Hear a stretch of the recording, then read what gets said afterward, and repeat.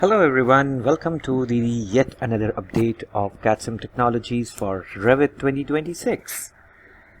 So in this particular video we are going to talk about the new update on walls.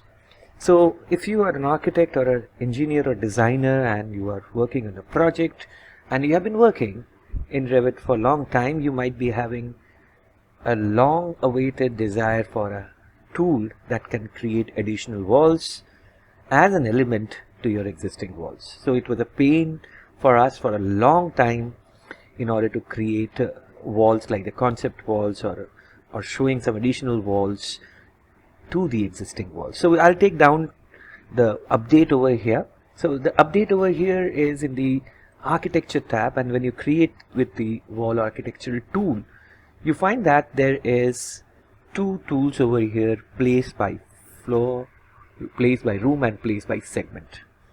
Now this particular tool is basically, it creates finished walls within a room boundaries by clicking on line indicator or potential walls. Now let's assume that we have this interior room and we wanted to have a inner 3 and 1 by 8 partition as an interior finish over here.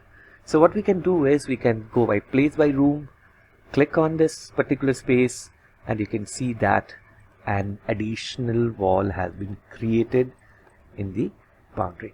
Now here you can see that when you created this additional wall inside this particular space, the wall is not joined to the exterior wall or the wall which is a primary wall, and that's what is happening, is the opening is not created. Now in order to get the wall openings while creating this wall, you go with the wall tool, and then while you select this place by room, make sure that the auto join and lock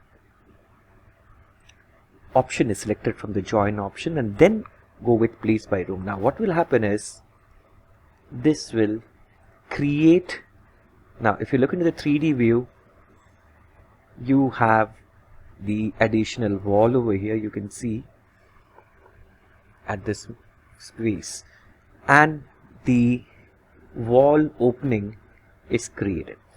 So this is what the first tool is all about. The other tool is, if you wanted to create on single wall, you can select the place by segment, and if you don't choose the auto join and lock tool, what will happen, it will not join, and you can select individual segment and you can see that the wall will be created.